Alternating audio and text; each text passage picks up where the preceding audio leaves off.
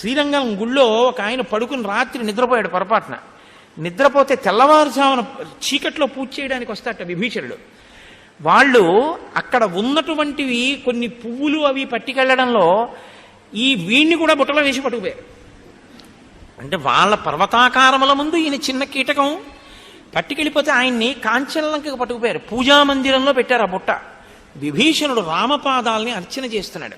అర్చన చేస్తూ బుట్టలో చెయ్యి పెట్టి తీస్తే ఈయన వచ్చాడు. హడిలిపోయి కాళ్ళ మీద పడి ఆ ఆకారాన్ని చూసి అదిరిపోయి ఏడ్చాడు. పొరపాటున వచ్చావు కాబట్టి నిన్ను విడిచిపెడుతున్నానని మళ్ళీ రాక్షసులకిచ్చి శ్రీరంగంలో దింపేశారని అతను తన అనుభవాన్ని వివరించినటువంటి గాథ పడిందోసారి ఒక మ్యాగజైన్లో. అయితే మన దౌర్భాగ్యం ఏమిటంటే ఇలాంటి వాటికి వేటికి తగినంత ప్రచారం ఉండదు. అక్కర్లేనివి, అనవసరమైనవి, పనికిమాలిన వాళ్ళ మాటలు పెద్ద పెద్ద అక్షరాలతో వేసుకుంటాం మనం.